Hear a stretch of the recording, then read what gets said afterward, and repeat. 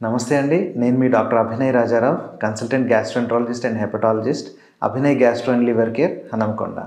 ఇవాళ మనం మాట్లాడుకోబోయే టాపిక్ కోలోరెక్టల్ క్యాన్సర్. మార్చ్ అనేది కోలోరెక్టల్ క్యాన్సర్ అవేర్నెస్ మంత్గా కన్సిడర్ చేయబడుతుంది. సో ఇవాళ మనం కోలోరెక్టల్ క్యాన్సర్కి సంబంధించిన విషయాలు అనేవి తెలుసుకుందాం. కోలోరెక్టల్ క్యాన్సర్ అనగా ఏంటి? పెద్ద పేగుకు సంబంధించిన క్యాన్సర్ని కోలోరెక్టల్ క్యాన్సర్ అంటారు. సో కోలోరెక్టల్ క్యాన్సర్ ఉంటే ఎటువంటి లక్షణాలు ఉంటాయి, ఎవరికి వస్తూ ఉంది, దానికి సంబంధించిన ప్రివెన్షన్ ఆస్పెక్ట్స్ ఏంటి, దానికి సంబంధించిన స్క్రీనింగ్ ఆస్పెక్ట్స్ ఏంటి, ట్రీట్మెంట్ ఆప్షన్స్ ఎట్లా ఉంటాయి అనేది మనం ఇవాళ మాట్లాడతాం.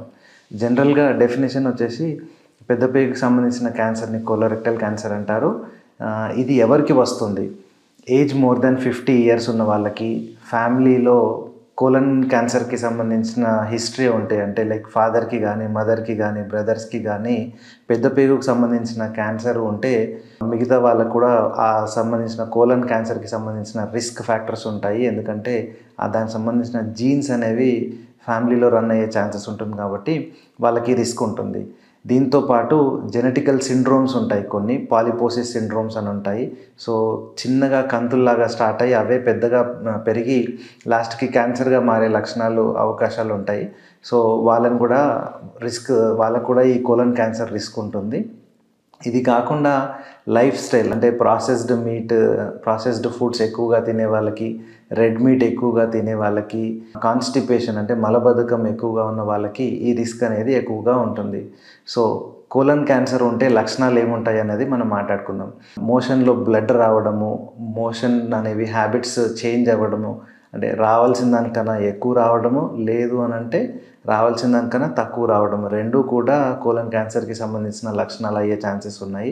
దీంతోపాటు ఆకలి సరిగా అనిపించకపోవడము, బరువు తగ్గడము, అనీజీగా వెయిట్ లాస్ అవ్వడము, తర్వాత అనీజీగా అనిపించడము, వీక్నెస్ లాగా అనిపించడము, ఇవి మెయిన్ సిమ్టమ్స్.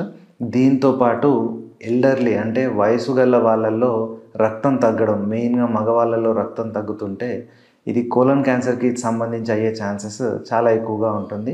సో ఇటువంటి లక్షణాలు ఉన్నప్పుడు మనం కోలన్ క్యాన్సర్కి సంబంధించిన స్క్రీనింగ్ టెస్ట్ చేసుకోవడం మంచిది. సో కోలన్ క్యాన్సర్కి సంబంధించిన టెస్ట్స్ ఏముంటాయో నెక్స్ట్ తెలుసుకుందాం. కొలనోస్కోపీ అనేది మెయిన్ టెస్ట్ అండి. ఇది మనము ఒక కెమెరా విత్ లైట్ సోర్స్ ఉన్న ట్యూబ్ పెద్ద పేగులోకి ఇన్సర్ట్ చేసి పేగుకు సంబంధించిన గడ్డలు కానీ, పేగుకు సంబంధించిన అల్సర్స్ కానీ ఏమైనా ఉన్నాయా చూసి, ఒకవేళ అట్లాంటిది కనుక ఏమన్నా ఉన్నట్టయితే పరీక్షకు పంపించి దాన్ని టెస్ట్ చేసి దాంట్లో క్యాన్సర్ సంబంధించిన లక్షణాలు ఉన్నాయా, క్యాన్సర్ అయ్యే ఛాన్సెస్ ఏమైనా ఉన్నాయా కనుక్కుంటాం.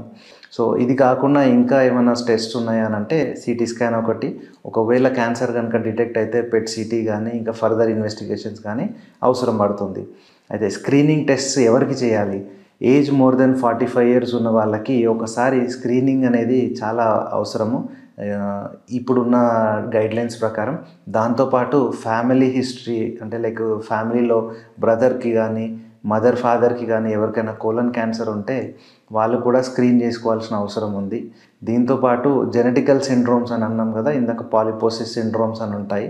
సో కోలన్ పెద్ద పేగుకు సంబంధించిన కంతులు కొన్ని వందలుగా వేలాదిగా ఉండే ఛాన్సెస్ ఉంటాయి. ఒకవేళ అట్లాంటిది కనుక ఫ్యామిలీలో హిస్టరీ ఉన్నట్టయితే వాళ్ళు రెగ్యులర్గా స్క్రీనింగ్ చేసుకోవాల్సిన అవసరం ఉంటుంది.